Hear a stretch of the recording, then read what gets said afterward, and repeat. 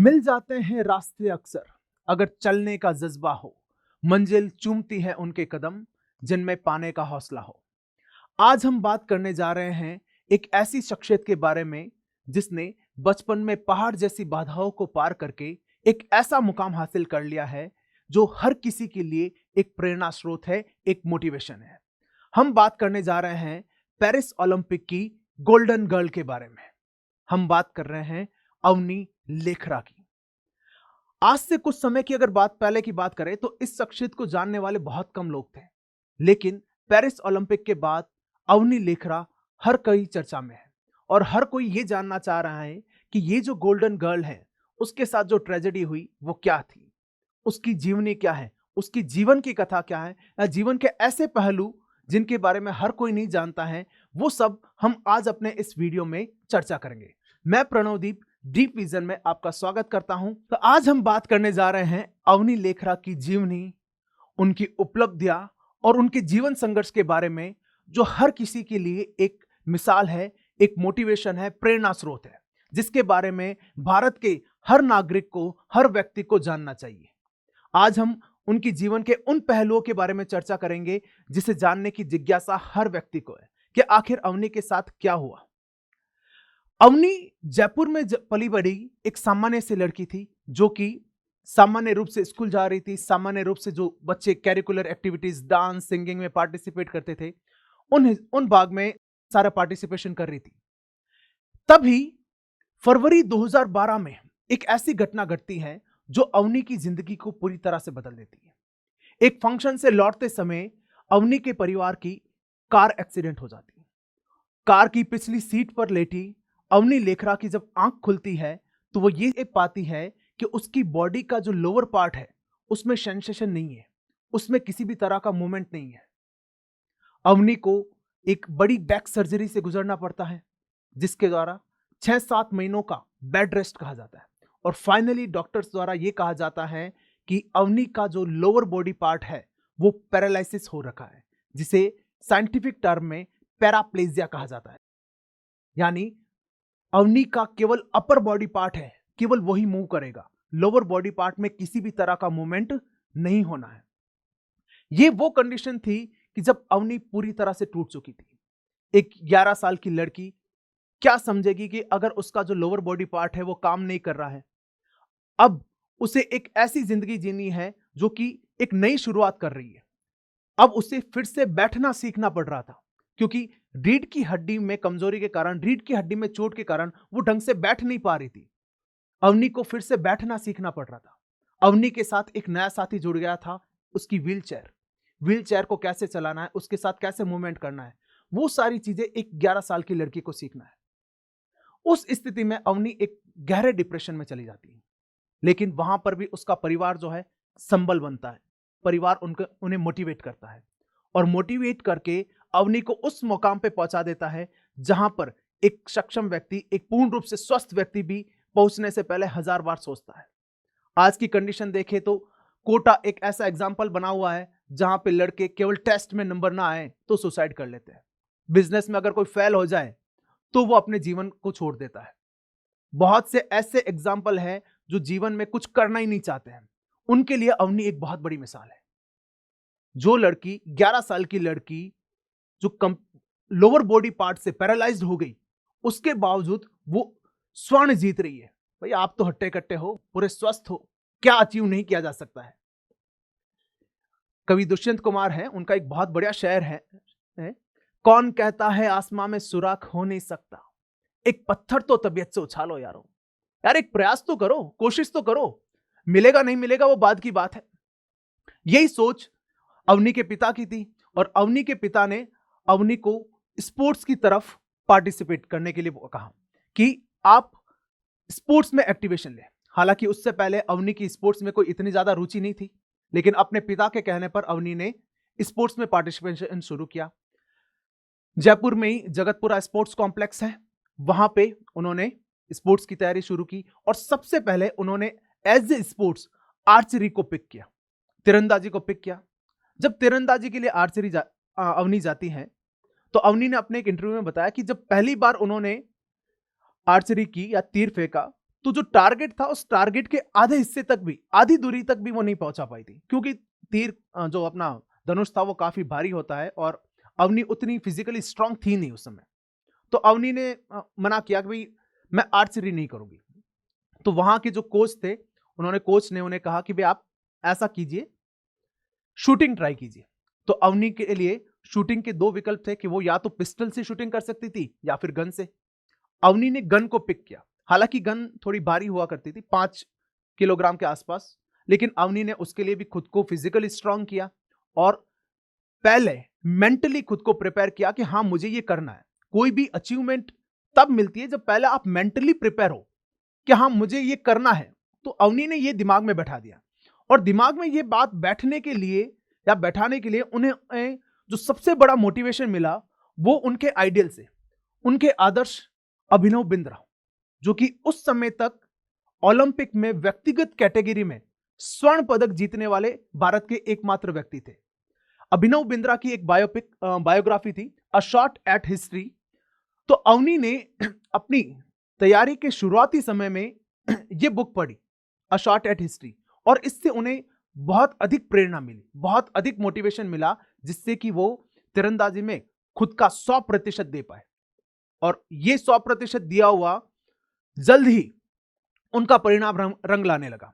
उन्होंने national level पे, state level पे बहुत सारे टूर्नामेंट में पार्टिसिपेट किया और बहुत सारे पदक, जिनमें गोल्ड, सिल्वर, ब्रॉन्ज, अलग अलग कैटेगरी के जो उन्होंने है पदक जीते। इतने पदक उन्हें और मोटिवेट करने लगे और उन्हें भारत का प्रतिनिधित्व करने के लिए तैयार कर लिया गया। भारत के प्रतिनिधित्व के लिए अवनी का जो पहला जो प्रयास था या फिर जो पहली संभावना थी वो थी इंडोनेशिया 2018 की एशियन पैरा गेम्स में। इंडोनेशिया में 2018 में जो एशियन पैरा गेम्स हुए, वहां पर अवनी ने पैरा कैटेगरी में भारत का प्रतिनिधित्व किया। वहां पर अवनी को 7वीं रैंक प्राप्त हुई। वो एक फेज ऐसा था अवनी के लिए जहां पर अवनी फिर से एक बार डिप्रेशन में जाती है। वहां पर अवनी को यह फील होने लगा कि 2 साल की इतनी कड़ी मेहनत के बाद भी मैं अगर भारत को पदक दिलाने के काबिल नहीं हो पाए हूं तो मैं कुछ नहीं कर सकती, मुझसे कुछ नहीं होना है, यह सोच लिया था। जैसा कि बहुत से भारत के युवा सोच लेते हैं कि अपने पहले दूसरे प्रयास के लिए, अगर यूपीएससी की बात करें, स्टेट पीसीएस की बात करें या और भी, जहां पे अगर पहला दूसरा एक प्रयास करते हैं और फिर बाद में युवा सोच लेते हैं कि नहीं ये हमसे नहीं होना है। ऐसा ही कुछ विचार अवनी के बारे में है। उस समय अवनी का मिलना होता है अपने आदर्श से, अभिनव बिंद्रा। और अभिनव बिंद्रा उन्हें यह कहते हैं, it doesn't matter if you have not von this game, you still got a long life ahead of you. ये जो लाइनें थी ये अवनी की दिमाग में बैठ गई कि भाई एक पदक नहीं जीता है तो कुछ हो थोड़ी गया है, अभी पूरी जिंदगी पड़ी है। ऐसे हजारों प्रयास हमारे सामने पड़े हैं। जिंदगी में बहुत बार ऐसी स्थिति आती है जहां पर जीतना जरूरी नहीं होता है, प्रयास करना जरूरी होता है। और ये बात जो अभिनव बिंद्रा की थी वो अवनी के दिमाग में बैठ गई और फिर अवनी फिर से लग गई। और ऐसा ही मैं हर उस युवा को कहना चाहूंगा जो अपने आप को यह समझ लेता है कि भाई ये मुझसे नहीं होगा। प्रयास तो करो। जरूरी नहीं है कि आपको पहले प्रयास में कोई चीज मिल गई, दूसरे प्रयास में मिल गई। चींटी और राजा वाली वो कहानी तो याद ही है। चींटी 7 बार दीवार पे चढ़ती है, उतरती है, फिर जाके अंत में सफलता मिलती है। सफलता मिलेगी, प्रयास करो, छोड़ना नहीं है। जैसे अवनी ने नहीं छोड़ा था। अवनी ने भी खुद को पूरा डेडिकेटेड किया, मेंटली प्रिपेयर किया, फिजिकली प्रिपेयर किया और फिर से तैयारी पे लग गई।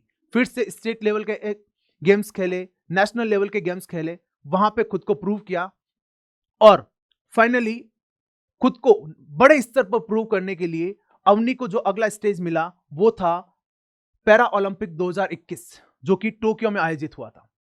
टोक्यो में आयोजित होने वाले पैरा ओलंपिक में अवनी ने वो कारनामा कर दिखाया जो किसी भी पैरा ओलंपियन एथलीट या पैरा ओलंपियन खिलाड़ी के लिए एक बड़ा सपना होता है। एक ओलंपिक में 2 मेडल, 10 मीटर स्पर्धा में गोल्ड और 50 मीटर स्पर्धा में ब्रॉन्ज मेडल। ये 2 मेडल ऐसे थे जिन्होंने अवनी की लाइफ को पूरी तरह से चेंज कर दिया। यहां से अवनी जो आगे बढ़ी, फिर पीछे मुड़ के देखने का कोई नाम नहीं था। फिर बाद में सफलता ही सफलता थी। अवनी की यह सफलता उन्हें भारत के सबसे बड़े जो खेल अवार्ड है मेजर ध्यानचंद खेल रत्न अवार्ड की ओर ले गई और 2021 में अवनी को मेजर ध्यानचंद खेल रत्न अवार्ड से नवाजा गया और 2022 में पद्मश्री से नवाजा गया। ये दो अवनी की जो बहुत बड़ी जो अचीवमेंट्स है, बहुत बड़े जो सम्मान हैं, उनमें से हैं। इसके अलावा जो अवनी की और जो अचीवमेंट्स हैं उनके बारे में भी मैं आपको बता देता हूं, जिनके बारे में शायद आप उतना नहीं जानते हो। 2020 के पैरालंपिक के बारे में मैंने आपको बता ही दिया। वहां पर जो मेडल हैं, 2 मेडल अवनी ने जीते थे, एक गोल्ड और एक ब्रॉन्ज। फिर 22 का जो एशियन पैरा गेम्स हुए थे उसमें भी अवनी ने गोल्ड जीता था। 2023 में आइजैक वर्ल्ड कप में गोल्ड मेडल 10 मीटर में और मिक्स्ड प्रथा में सिल्वर मेडल। सैंगवॉन वर्ल्ड कप में सिल्वर मेडल। फिर 2024 में दिल्ली में जो वर्ल्ड कप हुआ था उसमें 2 ब्रॉन्ज मेडल हुए थे। और उसके अलावा ये जो विभिन्न अचीवमेंट्स हैं वो भी अवनी की आपके सामने है कि इतना कुछ एक ऐसी लड़की ने अचीव कर लिया जो कि शायद 11 साल की उम्र में उसने सोचा नहीं होगा कि जिस समय वो एक्सीडेंट हुआ, वो जो एक डिप्रेशन के फेज, जो कि एक दुविधा भरे फेज से जब गुजर रही होगी, शायद अवनी ने भी नहीं सोचा होगा कि मैं उस मुकाम पे पहुंच पाऊंगी। लेकिन ये सफल हो पाया, ये संभव हो पाया केवल अपने डेडिकेशन और हार्डवर्क से। खुद को मेंटली प्रिपेयर करो, फिजिकली प्रिपेयर करो और अपने लक्ष्य के प्रति इस प्रकार जुट जाओ कि कोई दूसरी बाधा आपको रोक ना पाए। अचीवमेंट्स के दौर में जो अगला जो पद था, अगला जो पड़ाव था, वो था पेरिस ओलंपिक 2024। पेरिस ओलंपिक 2024 में अवनी ने इतिहास रच दिया। 2 लगातार पैरा ओलंपिक में गोल्ड जीतने वाली भारत की एकमात्र महिला एथलीट। एक स्वर्ण के लिए तरस जाते हैं। ओलंपिक की बात करो तो भारत को ओलंपिक में एक स्वर्ण नहीं मिल रहा है, ठीक है। और पैरा ओलंपिक में अवनी लेखरा के नाम 2 गोल्ड है और टोटल 3, एक ब्रॉन्ज भी। यह अपने आप में एक बहुत बड़ी अचीवमेंट है। और इस अचीवमेंट के बाद अवनी पूरे भारत में चर्चा का विषय रही है। पूरे भारत के सभी जो न्यूज़पेपर है, सभी न्यूज़पेपर बस एक ही नाम बोल रहे हैं, अवनी अवनी अवनी। भारत के हर बच्चा, हर व्यक्ति अवनी को जानता है। शायद उनकी जीवनी के बारे में नहीं जान रहे होंगे, तो शायद अपने जो इस वीडियो के साथ मैंने मेरा प्रयास किया है कि अवनी की जीवनी के बारे में आपको जितना हो सके उतना समझा पाऊं। पूरे भारत के साथ भारत के माननीय जो प्रधानमंत्री हैं उन्होंने भी ट्वीट किया है। और अवनी के साथ ही भारत की एक और बेटी जो कि जयपुर से ही है, जिन्हें आप जानते हैं, मोना अग्रवाल। अवनी और मोना अग्रवाल दोनों सेम इवेंट में थी। 10 मीटर स्पर्धा में अवनी को गोल्ड मिला था और मोना अग्रवाल को ब्रॉन्ज मिला था। ये मोना अग्रवाल जैसी और भी जो अन्य बेटियां हैं उनके लिए एक मिसाल है। और इन्होंने पैरा ओलंपिक में 249.7 अंक बना के एक अपने आप में एक बहुत बड़ा अचीवमेंट लिया है। और भारत की जो दूसरी बेटियां हैं उनके लिए एक मार्ग प्रशस्त किया है कि इस मार्ग पर आपको भी चलना है। और अवनी के लिए मैं कहूंगा अभी आपको रुकना नहीं है। सितारों के आगे जहां और भी है, ये जो आप सितारे हैं यहां रुको नहीं। आपसे हमें और बहुत उम्मीदें हैं। ऐसे बहुत से गोल्ड मेडल, ऐसे बहुत से Olympic medal, Asian medal, Commonwealth में आपको और गोल्ड जीतने हैं। ये हमारी शुभकामनाएं हैं और ये शुभकामनाएं बहुत तहे दिल से हैं और आप तक पहुंचे हैं। और ये सिर्फ मेरी नहीं, पूरे भारत की, भारत के हर एक नागरिक की आपके लिए शुभकामनाएं हैं। और भारत के जो सभी युवा एथलीट, चाहे सामान्य व्यक्ति है, कोई विद्यार्थी है, बिजनेसमैन है, जो निराश हो जाता है, जो हताश हो जाता है छोटी छोटी बाधाओं से, वो एक बार अवनी के बारे में जरूर पढ़े, ये वीडियो जरूर देखें। आपको वो मोटिवेशन मिलेगा, वो कहानी मिलेगी जो कि कहीं नहीं है।